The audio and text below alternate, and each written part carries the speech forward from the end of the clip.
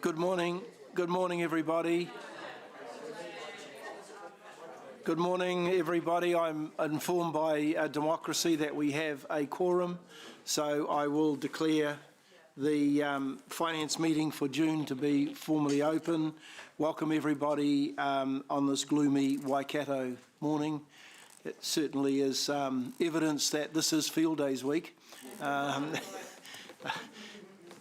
was rather impressed last night to see that there's 170 vans over at Claudelands of campers who have come in for the field days. So we would expect to see a lot more traffic on our road in the next few days or so. Floods everywhere. Look, 3 of our councillors are stuck at home. Can't get through the road. So welcome to everyone who's here. Thank you for coming in. Those are on Zoom, welcome. Good morning. And those also on video link. So let's go through the agenda. I will first of all call for apologies, and I have already been informed that I've got partial attendance from Mayor Paula and Councillor Ewan. Are there any other apologies? I'll move apologies. Do I have a seconder? Thanks, Councillor Dave. Yep. I think that is a workshop that I was going to attend if at 1 p. I think it's 1 to 2. So it might be during our lunch break anyway, but just Jeff's predicted we'll finish by then. Brilliant. Councillor Gallagher's also running late. Apologies. Okay. Yep. Okay. Yeah, I'll make no predictions on that, Councillor Sarah, but we'll note that in the that you may not be present for that, and also have an apology for lateness from Councillor Gallagher, who's on his way and probably caught up in the field days traffic. Okay, so we've got a mover and a seconder. Those in favour, please say aye. Aye, carried. Confirmation of the agenda, I'll move. Do I have a seconder? Councillor Maxine. Any discussion? Those in favour, please say aye. Aye. Against? Carried. Declarations of interest? No declarations of interest. Public forum? We have no one in the public forum today. So now we move on to item number 5, which is the confirmation of Finance Committee minutes. And before I put those to the meeting, there were 4 staff actions on page 8 of the agenda, and I've arranged for those actions to be incorporated in the reports as they're presented by staff this morning. If you don't get an answer to the questions, the staff actions, particularly if you raised them last time, then please, if we could discuss those during those particular points. One was 2 actions around the capital portfolio monitoring report, and 2 around the annual monitoring report. So with that, I will move that the minutes represent a true and correct record of the last meeting. Thanks, Councillor Maxine. Is there any discussion? Those in favour, please say aye. Aye. Against? Carried. All right, so now we move on to item 6, which is the capital portfolio monitoring report on page 11, and ask Ian Anderson to come forward and present that report. Welcome, Ian. Good morning, Councillor Rob. Good morning, elected members. Right, so I'm going to take the report as being read, although what I'm going to do today and talking to you is just focus on a couple of key areas, and some of those will talk to the points that were raised at the previous Finance Committee by elected members. The report we're presenting today is for the 10 months ended 2021, but of course, as we're all probably aware, we're now 2 weeks out from the end of the financial year, so what I'm going to do here is just overlay the May results on top of that. So for April, you'll see in the report we reported 179 million actual spend against a year-end forecast of 256. I can report today that the May result, that expenditure increased to $203 million, which is approximately about a $24–25 million increase over that, which is in line with what we were forecasting So that the news there is that we are on track to meet our year-end forecast that we've been reporting throughout the year to you. So I think that's a good result. Keep in mind that that year-end forecast result will be modified again by the final report as we take into account final deferrals and final savings targets. But it would appear, doing some analysis over the last couple of days, we're looking like we're on target for a spend of about 30 to 32 million in the final month of the year, and that'll take us to our year-end position, which that's going to be very pleasing if we achieve that.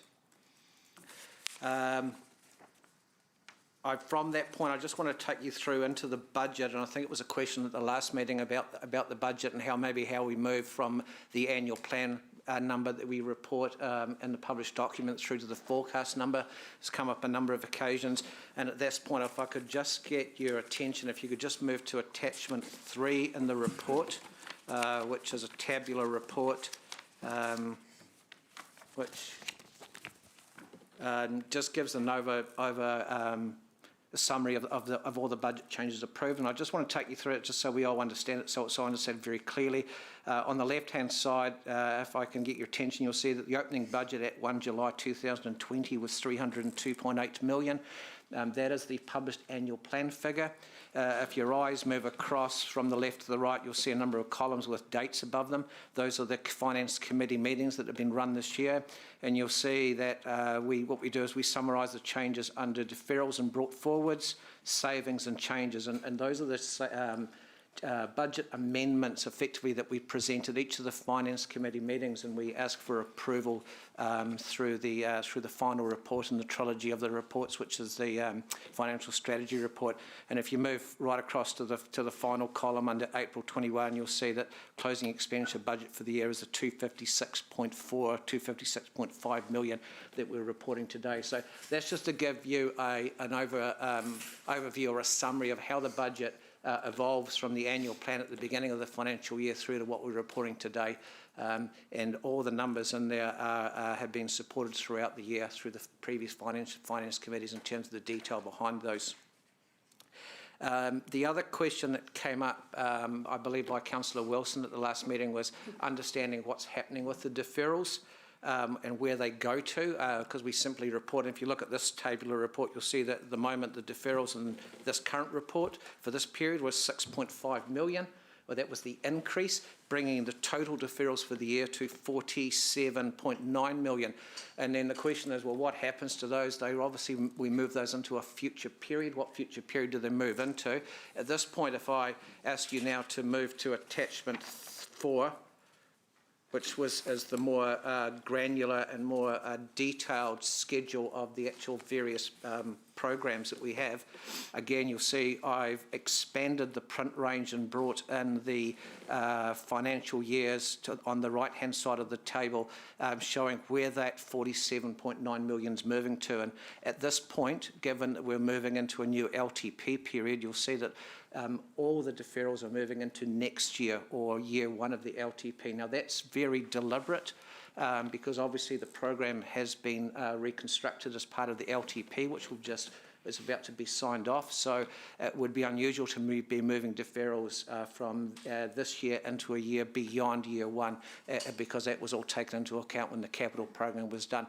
Clearly next year, we're in year 1, you're likely to see a little bit more of a dynamic environment with budgets moving maybe into year 1 to year 2 to year 3 as the program is moved around within that 3-year envelope as we try to manage the deliverability in terms of what's actually happening on the coalface. So that's just, again, I know that's a lot of numbers.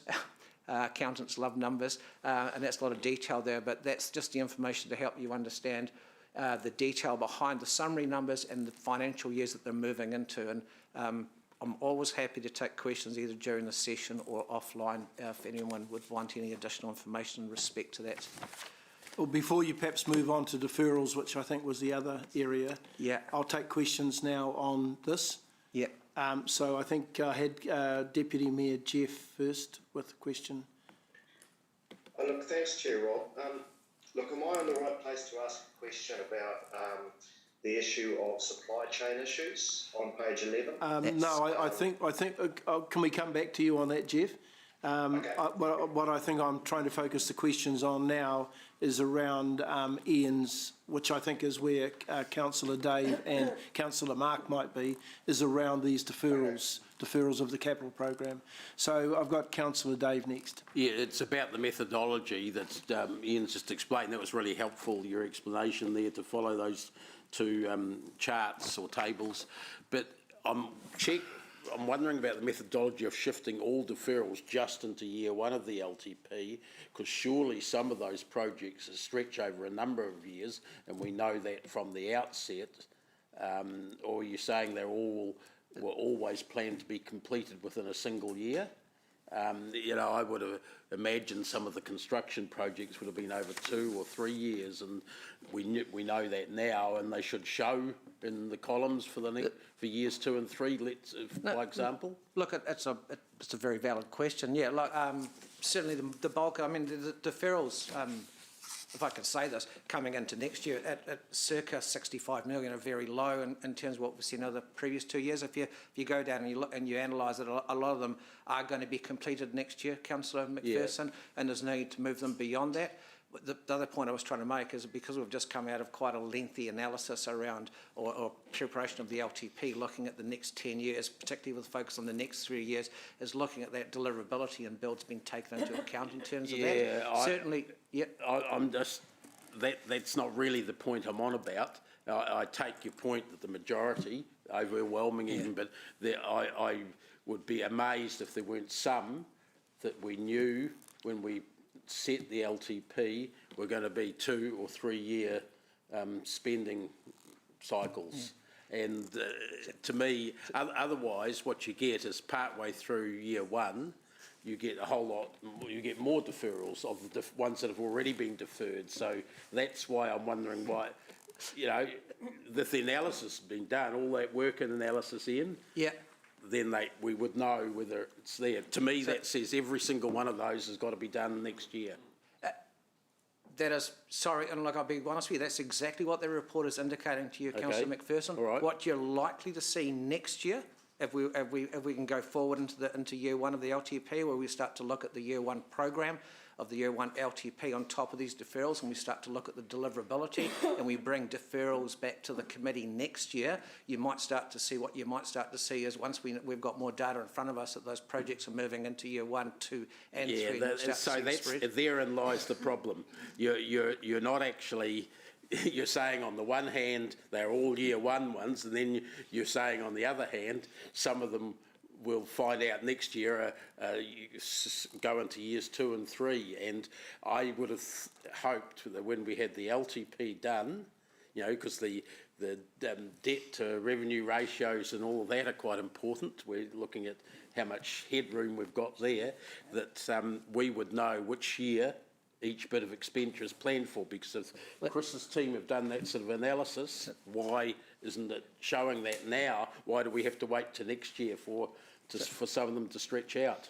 So my response to that would be the word you said there was at the moment today the plan is that's what will happen. I'm going forward in 12 months and saying the reality is when we hit the ground that you will start to see deferrals come back on the table in terms of pushing them out. But 23 years on council, I've never seen 65 million worth of capital projects all being done within a single year. You remember the bulk of that 65 that we're talking about is projects that are already in progress and underway. So the impact is and the LTP. I'm not talking about the bulk. I'm talking about every single one. You know, I'm sorry, I'm not satisfied with the methodology there, because I think the work's already been done. You know, and if we come back in 6 months' time and we're getting proposals to defer some parts of the expenditure here, I'll be raising the same point again, Mr. Chair, and saying if we knew that, why did we actually set it out like this? Yep, I'll ask Chris. Chris has got some comments to make. So, Council, it's my strong view that the LTP year 1 plus these deferrals is a deliverable at this point in time with everything we know. So we've built the deferrals on that basis. What Ian is saying is invariably there are things that will happen in the program that are out of our control or something happens and there may be a need to do deferrals next year. But at this point in time, we are saying that the year one plus these deferrals are deliverable. So we're not, I don't have any information at the moment to say anything is undeliverable in year one of the new LTP plus these deferrals. Okay, we remember this discussion. Yeah, and so- remember I also said that things happen that are, Even with the supply chain issues that we know and things So, like that. Chris, can I just add to that question? And I know I'm out of order because Mark's next, but can I just add to that question? So there's not a third party out there that has already indicated in that, and this is where I would look for an example, where a third party might have indicated, we can't deliver until 23. In which case, or we won't be ready until 2023, which in which case we might already know that that deferral could in fact go out to the following year. Because often we get that as being one of the main reasons that we're ready to go, but the third party isn't, or third parties are not. not that I'm aware of, Councillor Rob, at this point in time, not that I'm aware of. So we don't have, to my knowledge, any large projects in the 3 years that are reliant on developers this time round. We do have smaller pots of upsizing funding for your mum and dad type developers to deal with, but they're down at the lower level. I think some of the risks that we might see around NZTA subsidy. So if NZTA don't fund Borman Road, for example, that'll have to come back to council or committee for a decision of what we do if we don't have the subsidy. Maybe that will result in a deferral without the subsidy. So there might be things like that happen, but at this point in time, we're moving on the assumption that it will get funded by NZTA, but it is a risk. Okay. Okay, so so in that 62 million, which has been, which might end up being deferred, which will end up being deferred from this year, there's nothing in there to suggest that any of that will go over into a following year. It's all on the table to be undertaken in the next financial year. Look, that's my expectation, but following this discussion, I am going to be just drilling down into that in a lot more detail, ready for the next Finance Committee report. Okay. So I've taken that point and noted. And we will have an opportunity before, well, after year end now, but certainly before the accounts are finalised, to see whether there's some breakout in that column. Yeah, and that would be my view. That's the timing to do that, and before we move into the next 3 year period. Yep. Thank you. All right, Councillor Dave, Councillor Mark. Yes, just following on with that. Is surely after deferrals since Adam was a cowboy, and the 15 years that Dave's talking about, 18 years that Dave's talking about, 23, there must be a way of predicting deferrals, because we painstakingly go through a 10-year plan every 3 years, and dollar by dollar, up and down our figures based on bang on predictions, and then wham, 62 million of it just floats over to the next budget. And is there a way? Surely there must be some ways we can understand how this can be predicted better, because if we know that there's $62 million worth of projects waiting to be delivered the following year, and we, of course, in our political ambition, go wham and hit you with all the work to be done in the first 3 years, we're just going to exacerbate the problem. Can you help us with, they've been predicting weather for a long time now, so do you reckon they could perhaps predict this a little bit better? Are there some patterns that you can see? Like Chris has thrown in the NZTA potential of not being a subsidy. We've got a hell of a good economics department here who can be working on this. Surely there's a way we can be predicting our deferrals so we can make our decisions factoring this into it. Because the ratepayers, we go to them saying we know what we're talking about, and then wham, $62 million said we got it wrong. Yeah, I could certainly make the comment, and Chris used the NZTA example. I could use another example that was unforeseen, which was like the deferral of the Turakina Rise project, which, we thought we were going ahead with that, and then the NPS came along and it changed the game plan a little bit and resulted in that work being delayed. Yep. I could say, yeah, look, we look very, very hard at the capital program we've put forward in front of you by the LTP, and that's what I was making reference before with the LTP. And we sit down and we look at the deliverability of the program, not only on the 10 years, but then with a key focus on that first 3 years to try and put forward a program that is both accurate and deliverable for a number of reasons. The reality, however, at a 400 million plus program next year, it is a very large program, Councillor Bunting. Invariably, you will get delays, whether they be supply chain delays, whether they be other issues like we've had recently with the Newcastle Reservoir. There's an item coming up later in the agenda where we've got a window of opportunity for the well stand to be done. So what I'm trying to say to you is, yeah, look, we do spend a lot of time looking at that, but it's not like we're delivering one singular project. That 400 million program is literally, without exaggerating, it's hundreds, if not maybe thousands of micro projects that are all moving together, and to try and get them all delivered within that financial year can be a little bit of a challenge. And the last thing we want to do is we want to be moving ahead and simply delivering the program simply to meet a time frame. What we've got to make sure we're delivering is we're delivering the right outcomes for the city and the ratepayer, and we're getting the best outcomes. I understand that, yeah. and I'm totally on the same page with you. I'm just saying that 62 million is a large percentage of a $400 million work program, and just as you have to be accountable to us, we've got to be accountable to our ratepayers, and we've got to be able to say to them, no, we can't do it this year, or, we would love to do the Puketaha roundabout, but you know what, we've got so much on, we can't do it for a couple of years. They would accept that, but unfortunately we kind of find that this is being pushed. I think we're here a bit too late. Could I just jump in there?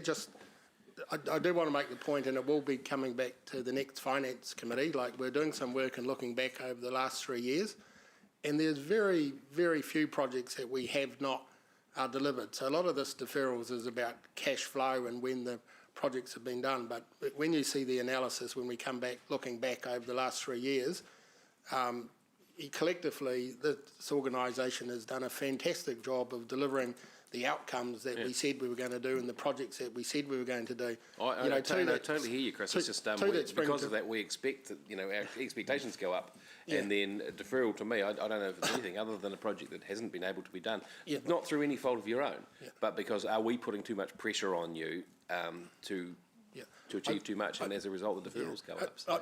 I'm making the comment not to be defensive of staff, but sure, and I'm trying from a council point of view, we are delivering the outcomes that we set out in the 10-year plan to do, and hopefully we can show that very clearly next time we come back to you.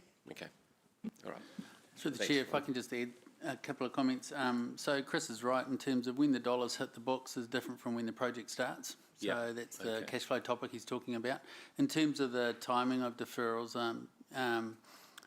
just on the point on the debt to revenue, whether the cash can only be spent once, right? So if it's in year 1 or year 4, our issues in the LTP about debt to revenue sort of getting close to the ceiling is later than that. So in year 5, I think it is. So, but your point's valid in terms of doing what we need to do to try and get all the projects done as quickly as possible. However, as we've constantly talked about, sometimes it's just beyond our control. It relates to suppliers and others. And I guess that gets me finally, thanks Rob for your indulgence, but that gets me back to my very first point. It's not questioning whether you can or can't do the work, it's whether or not you can tell us about it as soon as possible and as simply as possible, so we can go back to our community and say, there's been a shortage of concrete, or there's been whatever it is. So, Okay. Thank you.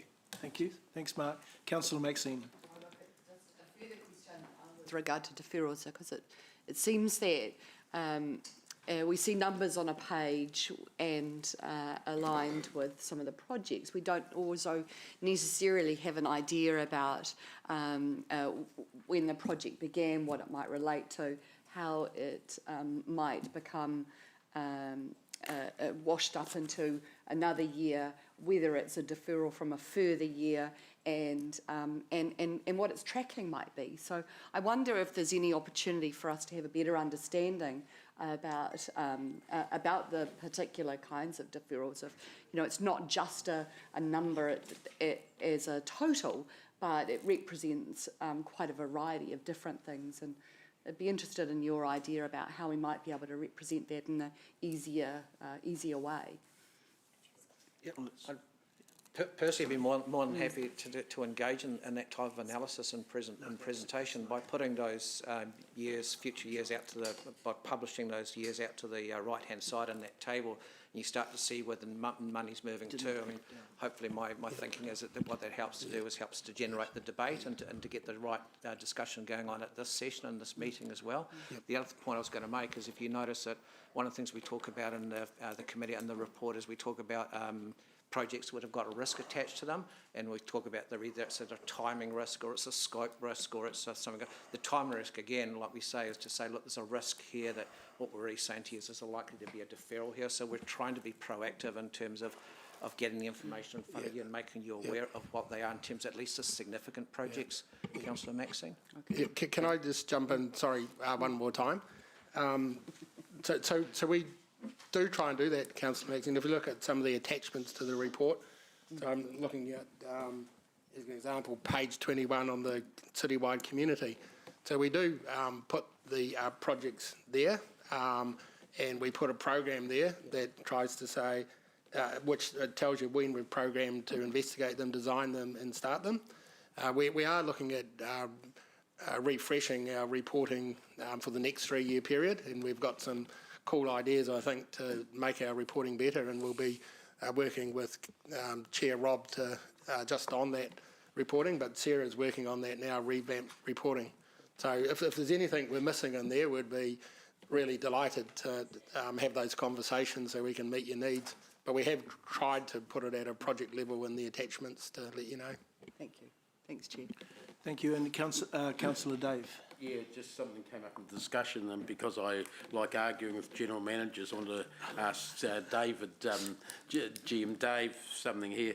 He made the comment cash can only be spent once, but in the respect of any deferral, basically saves us interest. We've collected the money, we're using that as our own bank, and we're saving interest. So the books look good, but the projects aren't done. So, that's a very glib statement, is it not, that you made, and you should be giving the whole context. Yeah, I was just making the point that we're not at risk in terms of breaching our debt to revenue, that was all. But you're entirely right. If we don't spend money this year and we spend it next year, we save the money in interest and depreciation. Will help because we're reducing our overheads slightly. Yep. Both interest and depreciation. Yeah. I guess the other thing too is when we defer projects, it's really about shifting priorities, and whilst we're only seeing the picture of the dollar value of projects being shifted, we're not seeing the number of projects we actually are delivering. So offline I'll have a chat to Chris and see whether we can actually get that lens as well. Ian made the comment, I don't know whether he or you want to answer this, the 65 million here is lower than the last couple of years. I can recall the Councillor Pascoe's forerunner in that chair up there complaining vociferously when our deferrals went over 20 million for a year. We're more than 3 times that, and I'm not sure that our total budget's increased by 3 times in that same period. No, certainly our capital program has increased. It has. Our total spending has increased by more than 3 times in the last. Yeah, we used to be lucky to deliver 100 million. Now we're forecasting close to 300 million. Okay. So I think the other topic too is when we talk about deferrals, there could be one project that defers that, let's just say, was $50 million, which doesn't make up this is why I'm saying in terms of the number of projects being deferred, I think it'd be useful information. Okay. I'll defer to the interjections from the cheap seats at the back. Okay, so Ian, do you want to continue now with I think deferrals or the next step in your report now? Look, I'm not preempting that. No, thank you. Okay. I was just taking away, but I'm here all day. Okay, all right. Sorry, before you do that, I'm just trying to monitor Zoom here. Deputy Mayor Jeff, have you got a question on or is this still the same hand up from your earlier indication of question? It's the same hand up. Okay, all right. Chair Rob, for the Yeah, supply chain issues. that's fine. I will come back to you. Councillor Ryan, did you have a question on these deferrals? Yeah, thanks. I just wanted to know, to start, what's the opposite of the word deferral?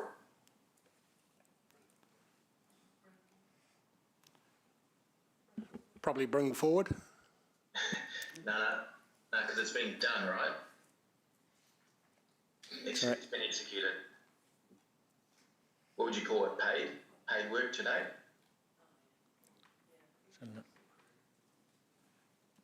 I didn't think it was that hard a question. Okay, I'll ask another one. What percentage of deferrals, what's the percentage of our capital program is our deferrals currently at? I've got it off the top of my head, Councillor Ryan. At the moment, if we predict 65 mil deferral, see, sorry, I'm going to make another point. So we tend to want to look at more and more. We're looking at the program as a rolling program of delivering the capital program of 3 years and taking away some of those arbitrary 12-month barriers. You've seen us do it with the renewal program, and it's been highly successful, allowing us to deliver the program as 3 years as opposed to those 1 year windows. If you took the 65 and you were to take it over the current annual plan program for this financial year, that program is currently forecasted start at 302 million. Said that a little bit earlier. So 65 over 300, you can see that as a percentage. However, if you were to look at it over the program over the last 3 years, you're probably circa around about the 800 million. And so that percentage decreases significantly over that period of time if you start looking at delivering a 3 year program. And our capital program by its nature is not generally a 1 year type program of delivery. These are generally large capital projects, programs that take some time to get off the ground and deliver. And so my personal view is I tend to look at it and say, after the 3 years of this LTP, we're about to conclude the 1828 LTP, the 65 million of that program in that first 3 years, or that 3 year program was unable to be completed for a variety of reasons. And as Chris said earlier, a lot of that work is actually in progress and is being delivered. So that would be my response to that. I appreciate that seems a little bit defensive, but... No, I agree. And I'm just sort of wondering why, or perhaps through you, Chair Rob, whether it just needs a line like that when you're doing 12 monthly reports, where they're kind of viewed as isolation and elected members to pack off these big numbers. But if it had a bit of narrative, perhaps it might give context as to, the bigger picture and aligning it with those capital programs. That's a good point, Ryan. And is it fair to say that, included in that figure would be some of the delays in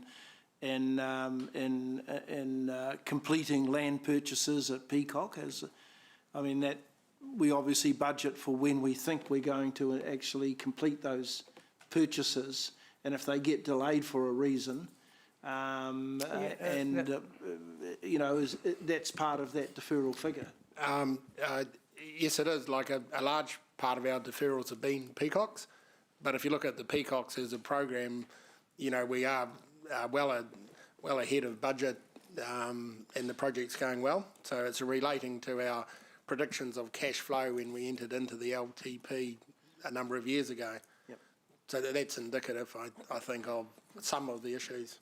It's not an indication that the project's not being delivered. That it's all related to that, but that would be an example of what could be a substantial amount of the deferrals if you took a one line item. Yeah, I think just picking up on Councillor Ryan's point, when we do the 3 year looking back, I'll pick up that point and see whether we can do some analysis of deferrals over the 3 year period, which might be a learning for moving into the next 3 year period, or an indication of what might be coming. Chair Rob, I'm not trying to make it more complicated for staff. We're obviously doing that work, but even just a visibility with a byline or a narrative to the...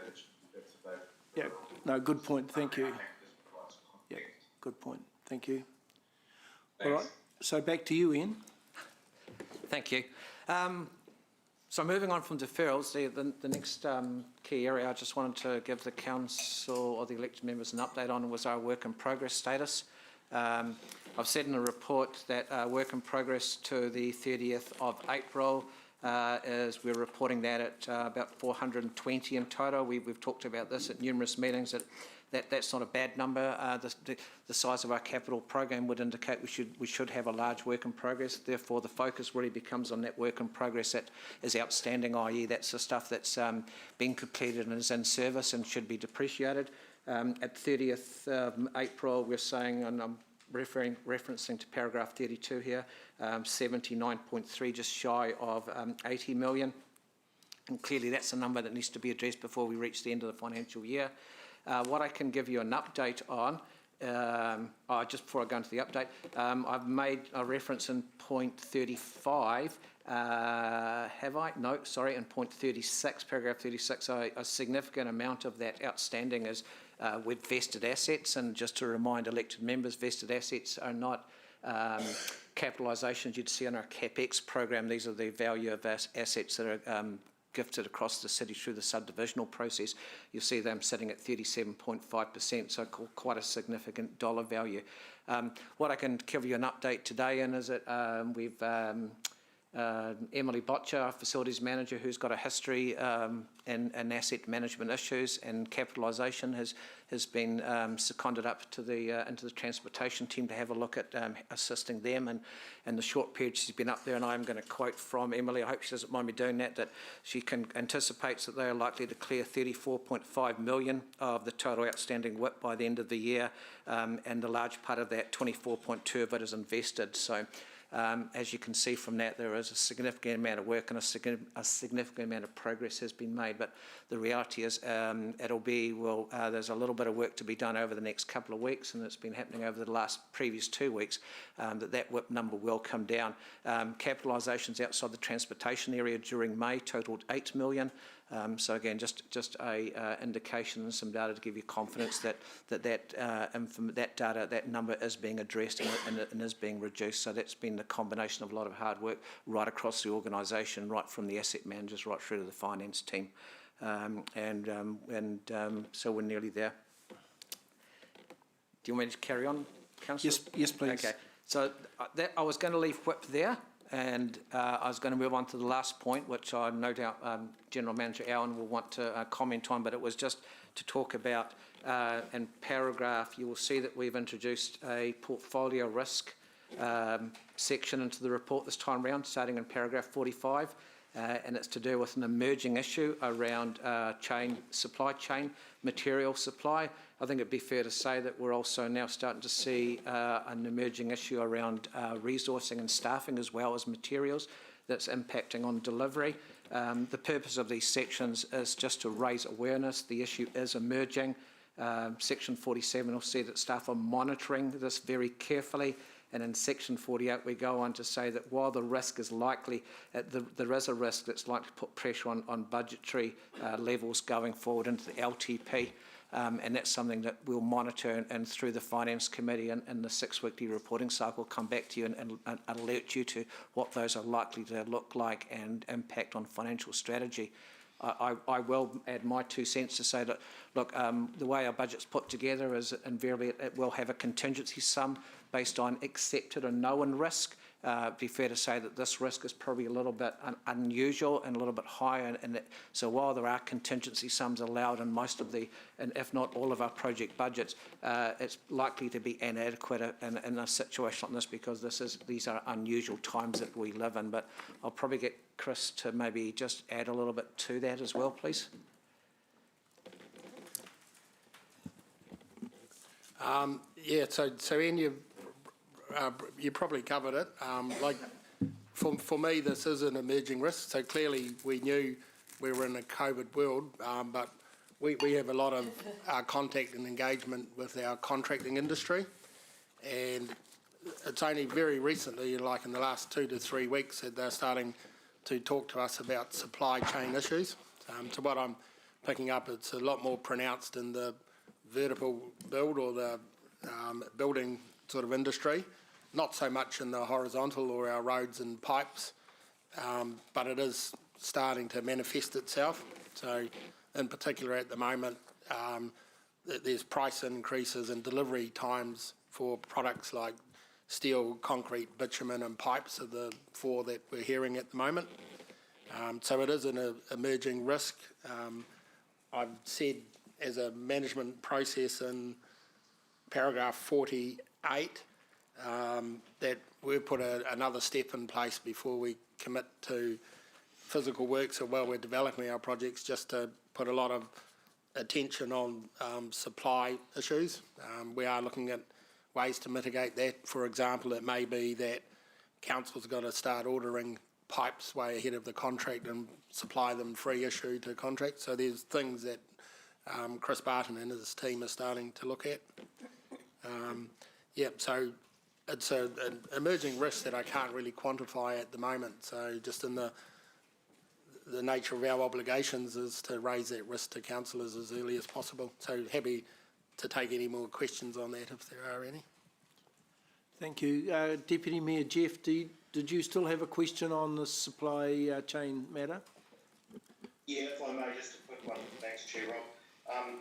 Chris, look, and thanks for the explanation. I guess I understand, it's great to hear that you're looking at some kind of mitigations there. I suppose for me, when we're only a couple of weeks from signing off the LTP, it just struck me as quite a big red flag, that's all. Particularly with tight debt revenue levels ahead. And so, what am I saying? I'm just wondering, as elected members, really, what we should be doing for this. I mean, do we need to be looking at? We've got an LTP stacked with meaty projects, and then we're getting some news like this a couple of weeks out, and I'd hate to get to the stage where the next annual plan's a horror show because we've got a whole lot of massive overruns and stuff like that. I guess, are you confident that the mitigations that you're looking at or the reporting back you're looking at is going to protect us? Look, all I can say is that I'm pretty confident with our processes and our estimating for projects as we put them in the 10-year plan. So we don't take what they would call a 95th percentile confidence approach to estimates like we do for programming work around the 50% confidence, but we have, particularly for our core infrastructure, have really robust processes of looking at our current rates, adding contingency. So I'm reasonably confident that we're in as good a position as we can be moving into the 10-year plan. I don't have any specific information to share with council to say that we have a major problem at the moment, so that's why it is at an emerging risk. Look, we do have every finance committee and 2 annual plans to go in this 3-year period to just monitor and manage this risk. I'm sorry, I just can't give you any more confidence in that at the moment, Councillor. Yeah. Okay. No, all right. Thanks, Chris. Thanks, Deputy Mayor. Just to add on to that question, Chris, do you think that the organisation's nimble enough? Are our meeting structures such that you can act fast enough? And I'm thinking here of the recent Newcastle project, which of course is an example of the supply chain and around resourcing of people. Are we nimble enough to act fast enough in terms of assisting you with the decisions that need to be made when these particular challenges arise? I think the process we've adopted for these 3 reports coming to finance is really good. So that gives us a lot of agility, particularly through the finance strategy report, the third one of the 3, the operations capital and the finance strategy. For over the last 3 years, council has been making really agile decisions at every finance committee meeting, so really happy on that front. I think David is leading a charge on our delegations policy to give that flexibility and agility to respond as quickly as we can through the next period. And I think David's probably better to speak to that, but I think the basis of that is to keep some of the delegations that you gave to the CEO for a longer period of time. But David can pick that up. I think we covered it, mate. That's what we're doing. Yeah, okay. So if something does happen where we become less agile or less nimble to be able to act quickly enough, we can make the appropriate changes to meeting schedules or to bringing the various chairs together, the appropriate chairs together at the time to help advance decisions rather than waiting for our 6-week meetings. In my view, most issues can fit into that 6-weekly cycle. I think the delegation issue just gives us that extra agility, probably for the lower end issues that would be really helpful. Yep, okay. Thank you. Councillor Kesh. Just following on with that line of questioning, in terms of shortages with materials, is it from certain contractors only, or is it just a national supply chain issue? Probably a mixed answer to that. I think fundamentally it's a national supply chain issue. Some contractors may have better contracts for materials in terms of their subcontract arrangement or material arrangements. So I think it will differ from contract to contract. I think that's, some of the processes that we'll be looking at is when we're tendering, asking a lot more questions about the contractor's ability to provide the materials. So just asking, we typically don't ask those questions. And the market responds, so we'll be asking a lot more of those questions in our tendering processes now. That was my next question. And just something else. Considering how large our capital projects are for the next 12 months per se, is there an opportunity for us as council to be, securing materials directly with those larger suppliers instead of relying on contractors and subcontractors? And yes, so one of the things that we've done, that we're in a Waikato LAS situation, and one of the initiatives that LAS is looking at the moment is for the collection of council, is there an appetite to look at some of those supply issues for things like pipes, pumps, etc. Like, is there appetite to get some scale and look at some ordering of materials? So we are looking at that through LAS. I think, if I may, I think Evelisa is looking at that in her business already. And for Evelisa, if she has a problem and she needs a pump and it's 8 weeks to get a pump, it's a bit of a resilience problem. So she's carefully looking at that as well in terms of pre-ordering and just making sure we're as robust as we can be. yeah, and just reading that point 46 where it says and or significant cost escalations makes me feel a little bit nervous. Is there any work or any way we can foresee what those escalations would be, or how soon would we know about them? Considering we're about to sign off on the LTP. Yeah, it probably ties back to my last answer, that's emerging risk, and I just can't quantify that at the moment. For us, contract by contract is the easiest way at the moment. I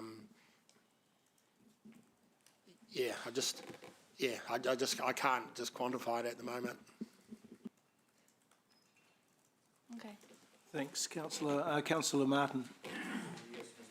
Can you confirm that as Chair of the Finance Committee, the Council would be expected, we're not going to be a prisoner of a 6-week timetable. I'm obviously a nimble board would meet pretty quickly, even to get an intelligence overview. So, for example, with 46, and we're seeing this with the government having to delay or cancel certain major capital works projects because the costing has changed dramatically, and I think that's where the tenor of these questions are obviously going. If we put ourselves in that situation, it's not so much about delegation, it's about the whole board, obviously through your office, having real, you know, via the GM, having real early intel on that, even if it's a Zoom session, so to speak. If I can have a go at answering that, I think that report on delegations is indicating that that the appropriate chairs would be convened at a time, if it was within the 6-week meeting cycle, to decide to assist staff in terms of that decision-making process, and whether it would be to call a meeting or to deal with whatever the issue was at that time. That's as I read the report on delegations. I respect that, but it's also a bit of a burden. You know, there's a fine line between, of course, the chair should be there to do. That's what we, you know, but to ensure that the board. God, it's only a board of 13, not a parliament of 120, that has a nimbleness to come together pretty quickly, albeit formally or in a briefing session. I hope that we're preparing ourselves for that if the need arises. But, no, I'm just... Yeah. But I think Chris is kind of suggesting that the way he's seeing things at the moment is that the 6-weekly cycle is probably still working. But the risk is emerging, so you know, until we have some evidence of what the problems are and where they are, is that? It is. All I want to know is just, you know, we have some committees only meet every 3 months. I mean, I'm just saying a 6-weekly cycle or once every 3 months is purely a guide. You know, that we have the power and the sovereignty and the authority through you as chair and your deputy to meet, albeit, you know, with electronic stuff now. What I'm trying to say, can you confirm that you will not be a prisoner of a 6-week cycle? Oh, I can confirm that. Thank you. But I don't think any other chair would be either, or deputy chair. But Chris, did you have a comment? No, look, I was just going to concur, Rob. I think that, you know, good governance is important at a time like this, and the 6-weekly cycle is appropriate. The delegations would be helpful. The other technique that we're using is, you know, we are coming to council at times and asking for approval up to a certain amount to let give delegation to the chief executive to let contracts up to a certain value. So it gives you confidence as governance that we're not going to exceed the budgets we've got, but it gives us a lot of flexibility as well. So I think with the delegations to CEO and the 6-weekly cycle, I don't think we need to do anything more. Okay. That's your questions, Martin. Yeah, Councillor Maxine. Thank you. Thanks, Chris. Sounds like it's a bit of a moving feast, certainly in terms of the physical kinds of pipes, concrete, steel, etc. What concerns me also is the pressure that'll be on other resourcing and staffing. During the shovel-ready projects that we took on, we partnered with an organisation to train and mentor a workforce. What kind of plans are you thinking of to mitigate some of the pressure that we'll have on finding good staff, keeping staff, or helping contractors in those sorts of ways? A good question, and I'm stumped for a good answer there actually. Like we're certainly continuing with some programs, particularly with that shovel-ready funding, you know, to bring people into employment and looking at you know, how we lift the profile of certain sectors. I know Eagle is making progress on the social procurement policy, and I'm personally sort of teaming up with him at the moment and how we bring that forward to council. I I think all of us are active in terms of our own staff, in terms of graduate programs and cadet programs. There was a decision, made through the landing the 10-year plan to put some funding into our graduate programs, which David put up. So we are, I think, as groups looking what we can do in that area. Clearly in my group, about 4 or 5 of my key people have been people that have come up as cadets from school and stayed with council, so it is productive. Eva-Lisa is quite active in that space, so I'm not sure if she wants to add anything to that. So adding to that, with the Road to Ready program that was that we partnered with Ngāti Haua, Wakato Tainui and Ministry of Social Development, we have also continued our relationship with the ministry, and we are also bringing on board people to actually deliver some of our programs, or our operational programs in particular, to upskill, to hopefully bring more interest into the workforce and the opportunities that council has. So we're continually trying, but understanding that nationwide there is a workforce issue that we're trying to all solve and contend with. So hopefully we get great people to deliver our programs. Through the chair, if I can add to that too, one of the things that we must do as a city and a council is to promote this council as a great place to work, because it is a war on talent, and that means that we are competing with all the not only other councils but this whole sector in terms of the commercial environment. So we're driving a program to try and brand council to be a fun and great place to work, and everything that everyone does in terms of the way they communicate and talk about what we do, promoting the exciting projects we're getting involved in, is something that will help us not only attract talent but retain talent. Thanks, Chair. Thank you, Chair. All right, I have no further questions on the board, on the Zoom or on the board, so let's put the recommendation from staff, and that is that we receive, oops, I've got to open this again, that we receive the report. Do I have a mover? Thank you. Seconder? Thanks, Councillor Dave. Is there any debate?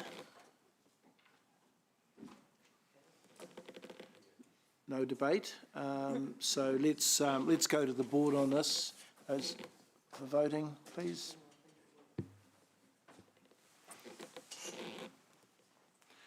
And those on Zoom to use their hands, please.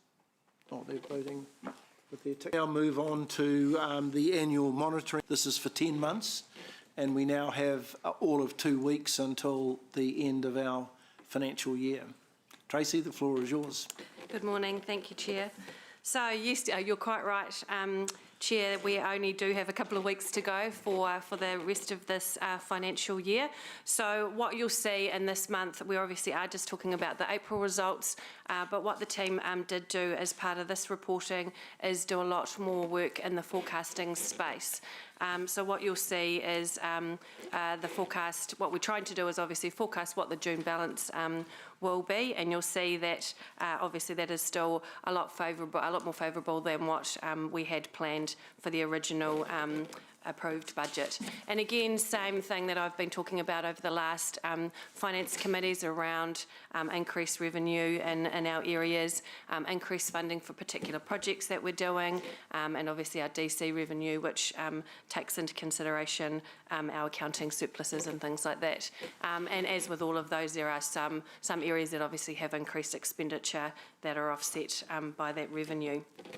So one of the things I just wanted to talk about briefly, the Chair mentioned in the minutes of the earlier meeting, there was a point in there around Council's investment opportunities, which Councillor Ryan raised at the last meeting. Unfortunately, I am still working on that piece. So Ryan, Councillor Ryan, I will get back to you as soon as I have some answers, some specific answers on that. So apologies for not being able to bring that to you today.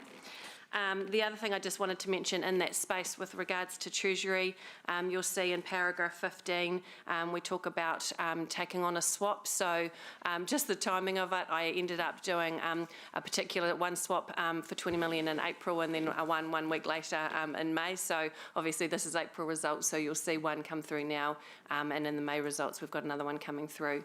And so that's the first time we've actually done swaps for a couple of years, and it was a good thing to do.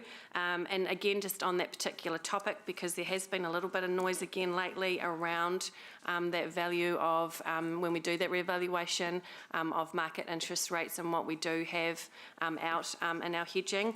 So if I just take you to page 49, you'll see right down the bottom we've got that $18.9 million figure there. Just to reiterate, that is actually a gain, not a loss. So you would have seen over the last few years quite significant numbers in this space which were losses. In this particular year, we are seeing some quite significant gains. That is because we've obviously taken that hedging right back to that 40% fixed rate. And it's also that piece of work that I did last year when we did that annual plan and we moved, we sort of spread those hedges out in all of those later years. That's also because of that and a consequence of that. So that's a positive thing, and fingers crossed we can keep it that way for a little while longer. So Could you just emphasise that they are revaluation losses and revaluation gains? Because I think the market, you know, the many, not of us, but certainly many residents think that they are actually financial losses and gains, and they are, as you say, well, they are just revaluations, aren't they? Yeah, it's very much non-cash. It's just an accounting thing that we have to do, and that's why we very much talk about, when we're talking in this report, we have what we call the accounting result, which does take that into consideration. But the one that we really focus on, as you've seen over, especially through the long-term plan, is our balancing the books. So that's the key one that we need to be keeping an eye on. That is our everyday cost versus our everyday revenue, and that takes into consideration all of the things that we're doing that are our BAU, and including, you know, obviously council decisions and challenges that we've had during the year. So the things that we take that are outside of that are things like the vested assets, the majority of DCs and those sorts of things, which and capital revenue, because they're all there obviously to fund the capital program. But from an accounting perspective, you know, when we do the accounting result, all of that's taken into consideration. So very much non-cash and is just an accounting function. Thanks, Tracy. I'll look for some questions, please.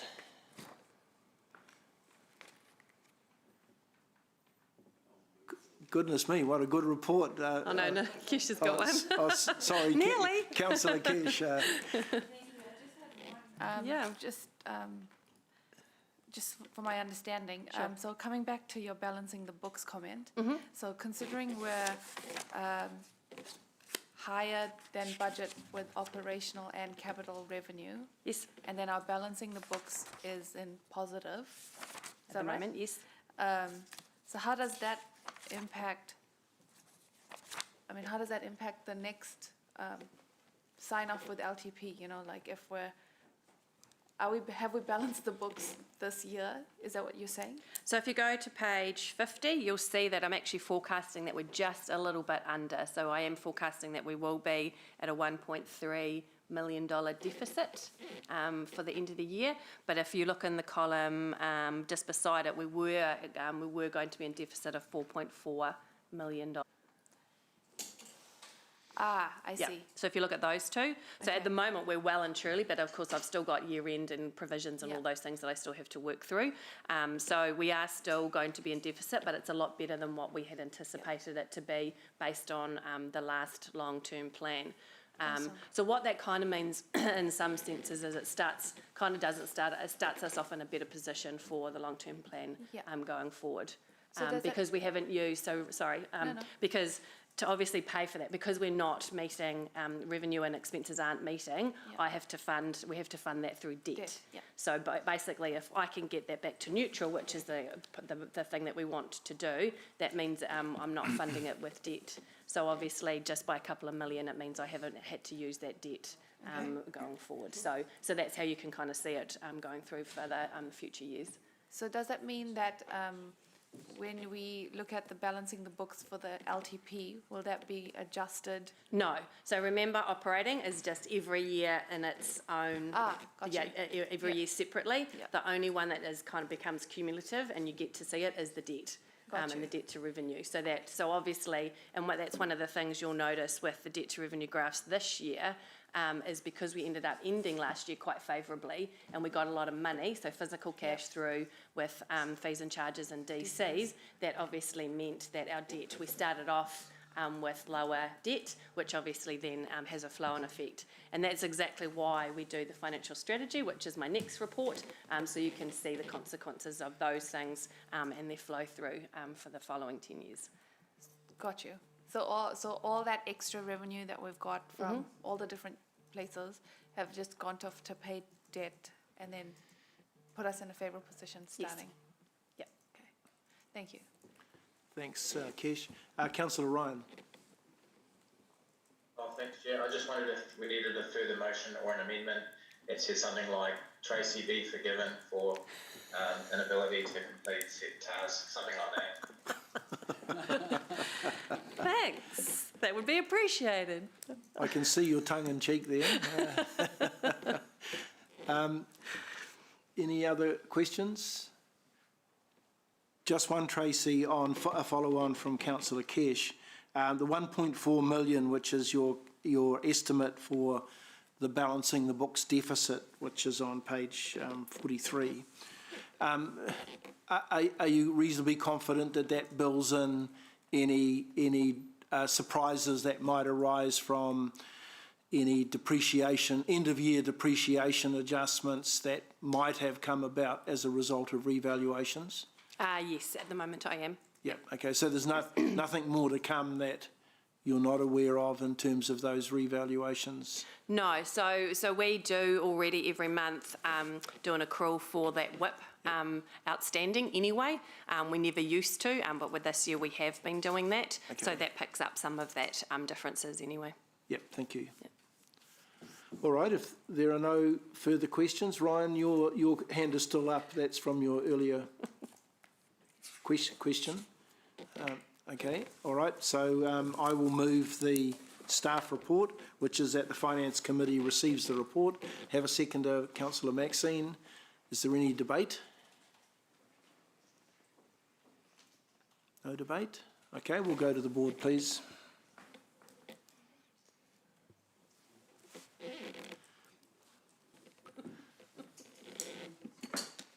The motion is carried unanimously. Thank you, Thank you, everybody. Now Councillor we'll Dave. come back to the table, Tracy, for your trilogy report, report. So obviously we've just talked about this.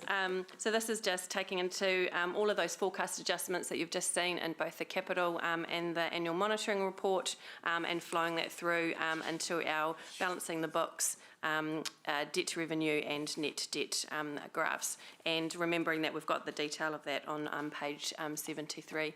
So I will take the report as read. Thank you. Councillor Dave. Thanks. I want to cause some excitement and wake up Councillor Gallagher by asking a question.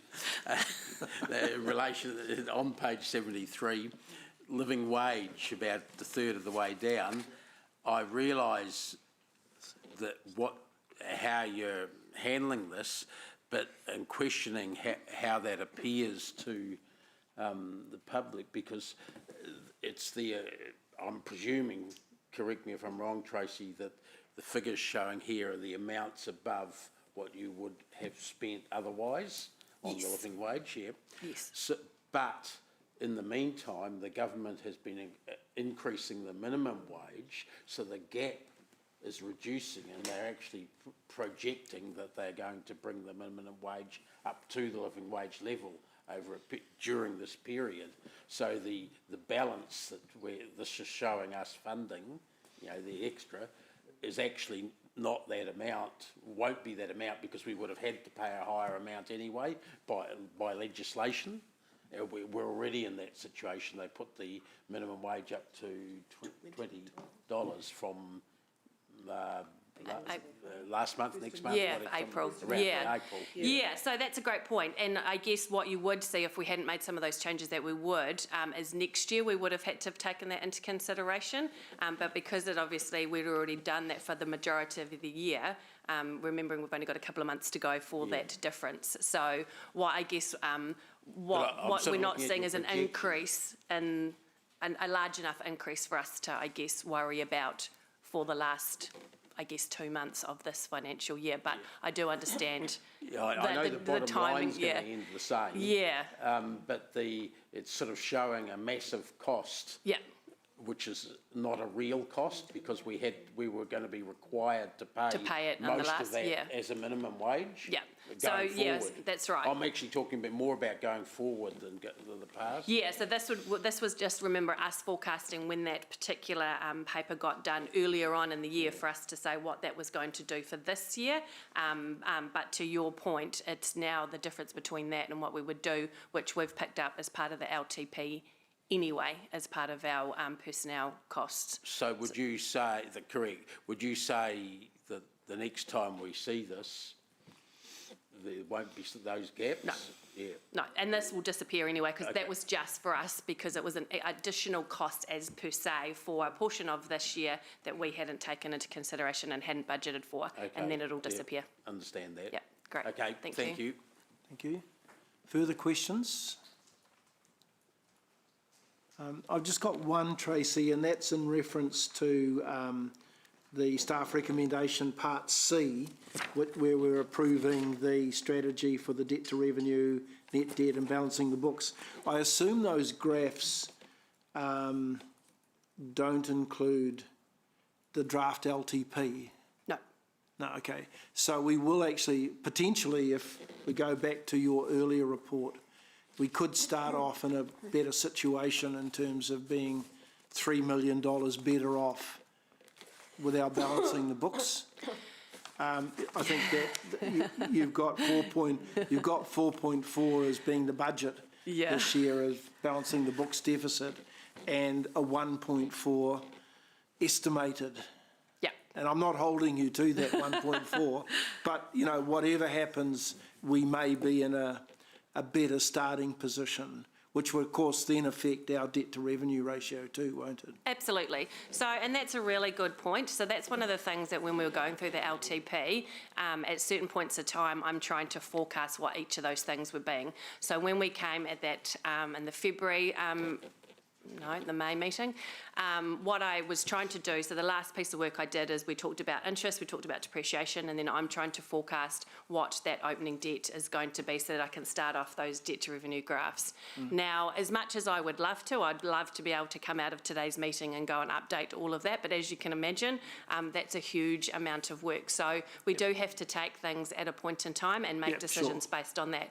But you're exactly right, Chair. What will happen in the very first Finance Committee meeting after long-term plan has been adopted, you'll see a difference already between what I had forecasted or said we were going to do for year one for the debt and the net revenue to debt, and the chances of that are probably going to look quite positive because of look better than what because of this year. Yeah. Okay. So you partly answered the next part of the question is the next Finance Committee, you'll bring the draft figures in rather than wait for the audit to be completed in September? I can before if you you'd start like. reporting that? So remember the next Finance Committee I'll see you in is August, and that's basically the June end of year financial results. So then that's it. And then I think I come back in September. And then that's the first one of the new year with the new LTP. Yeah, okay. Okay, all right. It'd be quite useful to have what that estimated starting point might be in August, even if it's still subject to a final audit. Sure, I can do that. Yeah. Okay. Thank you. Councillor Kesh. One last question following on from that. So you just said in the next finance meeting we'll have it'll look better than what we're expecting? Is that what you just said? So the first Finance Committee with the new LTP Yep, and so we've already baked and we've already got what we think that debt to revenue and those debt numbers will be. The chances are, based on the numbers I'm presenting you today, we will be better off when we start, basically. So my question is, by then we would have set the rate increase. So I mean, what are we doing first? You know, I mean, we're saying we're going to increase the rates by X%, but in the first finance meeting, we'll actually be in a better position than the knowledge that we have now when we're setting the rates. So remember, Do you know that's what I just for debt though, and remember we're already peaking in that year 5 for debt. So all that's going to do is bring that 276 perhaps down to 275. Got Because you. it's just the timing. And remember, I got back to that conversation of when it's spent and the timing of all of that. All you're doing is potentially bringing that a little bit lower. So it's not tens of millions of dollars difference. Otherwise, yes, I would be redoing everything again. That's what I was But trying for to that, get at. Okay. yeah. Because the other thing is obviously, you know, as you've seen through this year's accounts, there's a lot of things that happen during the year that, while I might start off the year looking quite favourable, it might not look like that by the time we get to the end of the year because of decisions that council wants to make or chooses to do. Okay, thanks, Tracy. Thank you, Chair. Thank you. No further questions there, so we'll now move back to the staff recommendation, which is a recommendation to council, and that is on page 68. Receive the report, and also that we approve the 3 areas under A, B and C. I will move. Do I have a seconder, please, Councillor Maxine? Is there any debate? No debate? All right, let's go to the board for voting. Don't speak too soon. The motion is carried unanimously. Thanks. Okay, let's move on to our service performance report.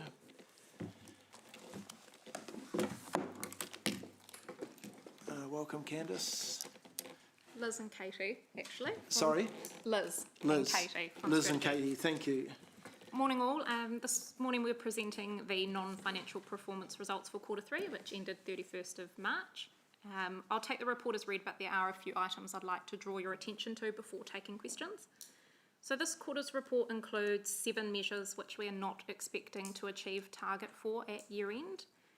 The measures which we do not expect to meet target for are GDP growth, ease of doing business, sense of community, business zoned land, stormwater complaints, and 2 measures in rubbish and recycling relating to complaints. This quarter's report also includes 6 measures which we've classified as under investigation and no data is available. This classification is new this quarter, and it has arisen from a data integrity issue in the water supply and wastewater activities. The measures that are affected are mandatory performance measures required by the Department of Internal Affairs. As part of internal quality assurance reviews, the City Waters staff identified some data anomalies for these measures. These measures are attendance and resolution times, and the full details of the issues are summarised in paragraphs 15 to 21 of the report. Following staff identifying these anomalies, a review was performed internally, and that identified that our attendance and resolution times were not being recorded in line with the DIA guidance. So the steps from there were that staff notified Audit New Zealand of the issue and have been working with Audit New Zealand to understand the impact, next steps and implications of the findings. We had a meeting yesterday with Audit New Zealand and they provided an update from their perspective, and at this stage they've advised that we may receive a qualified audit opinion for 30 June 2021 as a result of these findings, but they can't confirm that till they complete their detailed work in August. If we were to receive this qualification, it would be similar to the qualification we received over resource consents in 2019.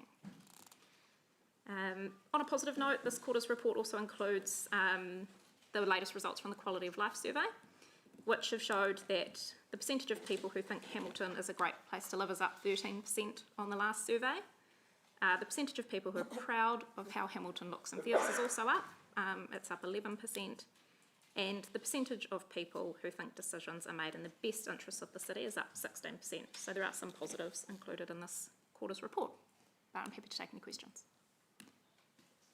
Thanks. Councillor Mark. Thanks, Chair Rob. Yeah, there's a lot of good reading in this one. Probably through you, Chair, I'd like to ask Lance about the numbers on page 85. This is the visitor attractions. 85? Yeah, so post-COVID, I would have predicted doom, but we seem to be tracking along pretty well. Going really well at the zoo. The museum, not so well, but there was a little hiccup there with the alert level 2 in Auckland. Around that, we had to cancel Children's Day, which we get a lot of people and get a lot of spin-off from that actually later on. And also the weather's been a bit warmer and not as wet as usual coming into autumn and winter, but if the weather continues like this, the museum will probably thrive. With Galileo, we're having that exhibition a bit longer than we thought. So it's been very heartening, and same with the gardens too. We've had really strong numbers. Right, great, thank you. Thanks, Chair Rob. Thank you. Councillor Jeff. Oh, it's Deputy Mayor Jeff, sorry. Thanks, Chair Rob. Just a question about stormwater. I've just lost it. Sorry, stormwater on page, I can't even tell you what page it is. 110. Where we've got more complaints than we expected. And I've noticed that just as an elected member that I'm getting more complaints than in previous years, and I acknowledge there's been some heavy rain. How are we managing? Have we got sufficient funding in our LTP to be doing a better job with stormwater catch pits and things like that? Have we got ground to make up? So, through the chair, yes, there is sufficient funding. We have now we've actively put in a program and always have for leaf fall, and so sometimes we get catch pit blocked with leaf fall. We have also progressed a forward approach to how we maintain and clean our catch pits in our roading network. So it is, we're getting lots of development, lots of sediment, lots of stormwater catch pit build-up, and so we are actively monitoring those, and through our stormwater bylaw and our compliance team in City Waters, that is something that we are focusing on, and we have a good education team now with sediment control for the stormwater catch pit. So it's something we're becoming aware of, and particularly with the data that's coming through, and so we're proactively trying to mitigate that as we see it. So you have the resources to get the job done? Yes. At this stage we do. We will definitely come back to council if we believe that there is an issue with delivering that service for the city. Thank you. Thanks. Councillor Kesh. Thank you. Just a couple of questions. Page 80, about how easy we are to do business with. It says that there were 6 areas surveyed. Was there a certain area that was worst or best, or? Just direct that to Julie.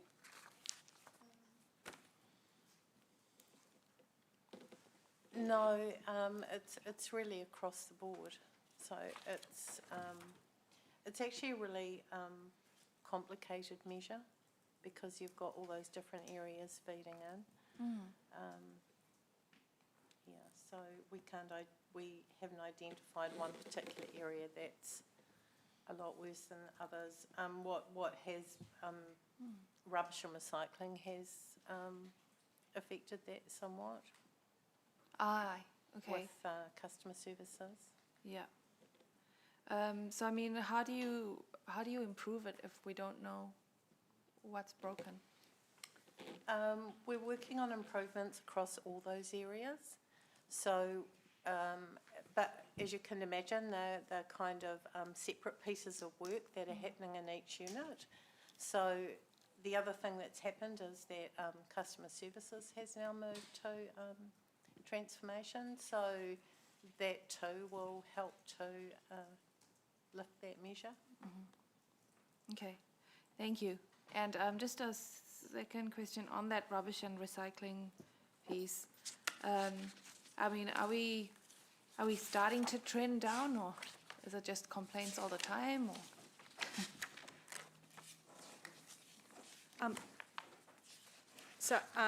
I believe the complaints for rubbish and recycling have settled, and that was reported through the Infrastructure Operations Committee last week. And so we are managing really well. It's nowhere near the levels that were expected during the change in our significant change of service in September. Okay. Yeah. Thanks, Evelisa. Thank you. Thank you. Councillor McPherson. Thanks, Chair. Look, I'm looking at page 93 at the Planning and Development paragraph, and I'm intrigued, and so is my friend Councillor Blind Freddie, to hear that there's at least 3 or 3.5 years of capacity of residential zone land supplied with development infrastructure in the city. I understand what the graph, more or less what the graph is, or the figures are saying, but maybe so I'm asking whether we're maybe measuring the wrong thing. For instance, yesterday we heard at the Regional Transport Committee meeting, I can't remember the context, that within Hamilton there are 4 sections without that are free on to build residential dwellings at the moment, which is certainly not 3.5 years. It's probably not even 3.5 minutes. And I'm thinking land that's available for development might be land like what Kimpton is holding in Rotuna North Heights, at the far end of the city there, which he is, or the developer is not releasing, so therefore it's not available. So we seem to be measuring just in a broad brush. Is there a road? Are there wastewater pipes? Have we zoned it right? Yep, that's sweet, which tells the wrong picture. So it's not a criticism of your measurement, it's of the question that we've sort of asked ourselves here, perhaps. So I'm interested in your comments on that, whether we should be measuring what's literally available, what's open for someone to walk in off the street, pay their deposit and get a house built, whether there's sufficient of that. Because that's really what people are looking for, I'd suggest. I'll pass to Julie in case she's got an answer in terms of can we actually measure that? Yeah, I don't have an answer. Yeah. I can go back to growth funding and analytics and ask that question and email you with the answer. Yeah, I know what you're saying. It might be worth putting it up as a report to the next Strategic Growth Committee, part of the GM's report, some commentary on that, because the picture we see here is not the picture you'll see if you walk out the front of the council building, sort of thing. Yeah, thanks. Councillor Maxine. Oh, thank you. I'm looking on page 97 and over to 98 with regard to drinking water and the litres per resident. I'm intrigued that we measure against 400 litres per resident per day. When I look at Watercare and their report on their website, they report that the average Aucklander uses 140 to 170 litres a day. That's less than half of our targeted use. And I wonder, is our target just a little bit too generous? Evelisa, I'll get you to answer that one, thank you. So I have brought along Mari Porter as an expert in drinking water to answer that question for you. Thank you. So through the chair. When you work out who's going to answer, can we have an answer? Yeah. So there are multiple ways of measuring the amount of water that's used per person per day. It sounds like a really simple measure. We use what we're reporting here is what's referred to as the DIA mandatory way of reporting it. Watercare may report that in a completely different mechanism. So you can include commercial water use or not include commercial water use. The figure that we've reported today does include all, that's the total water use for the city, so that's including all the commercial use as well, and that's the way that DIA have asked us to report it. But there are different ways. I think through the national benchmarking exercise that we do, our water per person per day is round about 215 to 220 litres per person per day, compared to Watercare, which is just under 100, or just under 200, sorry. So there are various ways of measuring it, and that will, you just need to make sure that we're comparing apples with apples. Thanks for that explanation, and perhaps that's part of the reason that we do need the water reform that we're looking down the barrel of, so that we can get that standardisation right across. Thank you. It's more a comment than a question. Thank you. Sorry. Councillor Mark. Seeing Maxine sway towards water meters there, that's lovely. So, want to watch that one. A question? You got a question Sorry, there, no, Mark? big one. Yeah, can I just elaborate a little bit, Eva Lisa, through the chair, if I might, on Kesh's question regards the rubbish and recycling response that we're getting. I'm just conscious of the fact that it's good that the fact we are getting to complaints quicker, but still not quick enough. I'm just conscious of the fact that a lot of those staff we have here will be moving on. And are you well enough resourced? You know, they're moving on because of the contract's now in, and it's been in for a year. Are you well enough resourced to bring that to a green next time, do you reckon? Or do I ask the right person? Yeah. Yes, because this council has approved permanent resources to continue on with our customer management and response in regards to rubbish and recycling. So yes, we are adequately resourced to bring that down, and our education programs and focusing on those. Grouse, thank you. That's your question, Councillor Mark? That was my Thank you. only question. I've got a couple of questions, as there are no further questions on the board.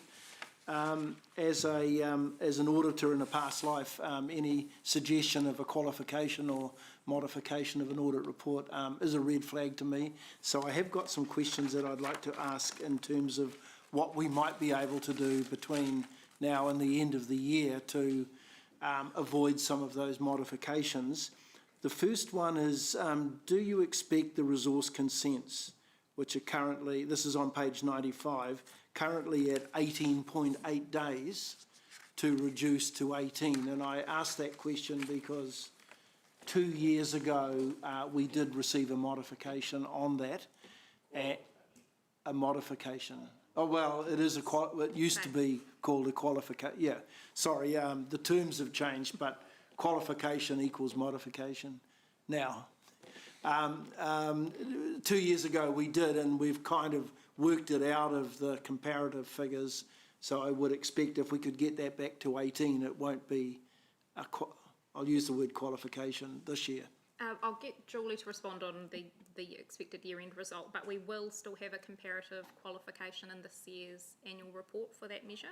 I thought we'd worked that one out. No, we present 2 years of comparative, Oh, so 2 because years. we still have God. 30 June 19, and Oh, we will have the same We do shoot paragraph. ourselves in the foot, don't we? Yeah, so by showing okay. the trend, we carry the qualification. Okay, so it's still going to be there anyway. Yeah, that one will, Yeah. but in terms of year-end result and whether we expect to achieve it, Julie? Yes, so bearing in mind that this is not the legislated timeframe, that's 20 days. Yes, I know Yeah. that. Yep, I know that. Yep. The feeling in the planning guidance unit is that it will be probably end up about 18.8 as it was last quarter. There are a number of challenges around that unit and staffing. Also, the staff in the unit do oversee, they look at every building consent, and they're up 29%. So there's a very heavy workload there, and that the applications coming in for resource consent are quite a bit up as well. Yeah, okay. Okay, and I understand that they're also being a lot more, or some of them are more complex this time. There's a lot more complexity. Yeah, okay. Okay, I'll come back to that perhaps in my last question. Just, and I noticed there's a red light on the interaction with reception, that's on page 80. Are we doing anything to address that, like, you know, some sort of internal audit, you know, putting it into the internal audit program? And the reason I ask that question is that I do often hear from residents that they come in and leave some documents with reception and they never ever hear back as to where those documents have gone. And so they wonder whether anything has happened. And I just wondered if there's a bit of a process there that we could not only remove that red light from, but also improve the communication, that perhaps when that document ends up where it should, that a person who's receiving it would then get back to the customer and say, I've got the document and I'm working on it. Look, I can bring that up with customer services. I haven't heard that myself, but I can certainly bring that up. I do know that, for example, when people are dropping in additional documents for building consents and the like, they're issued with a receipt. But I take your point that it would be better if somebody perhaps called them and let them know that. Yeah, often they don't know the name of the person they're going to, and of course that creates that uncertainty too. So that's a really good point, and I'll bring that up with customer services. And my last question really wraps up, you know, the fact that if we are going to get modifications, are Audit New Zealand black and white, that if we have got a red light, that it's a modification, or are we able to, you know, I mean, some of these, as I read them, are the direct result of COVID, or have been tainted by the COVID issues, which means that I would expect other TLAs around the country to have exactly the same red lights on their service delivery. Are we able to kind of negotiate with Audit New Zealand in terms of, you know, what is going to be a modification and what isn't going to be? So the only things we will be modified for is where they can't be satisfied that the information we've provided presents fairly our results, so it doesn't give them enough assurance that the result we've reported is fair and true. So if we report that we've not achieved something and that is a fair and true representation of our performance, we won't be modified for that. Okay. So it's only where there's not sufficient audit evidence for them to base their opinion to confirm our result. Okay, so the issue 2 years ago then around the consents was not because we didn't achieve the 20 days but was because we couldn't provide the evidence as to... Okay, correct. I see. Okay. All right, thank you. That's my questions. Not seeing any further questions there. Let's go to the staff recommendation. Thank you for presenting the report. Staff recommendation is that we receive the report. I also move. Seconder, please. Councillor Mark. Is there any debate? No debate. Let's go to the board for voting.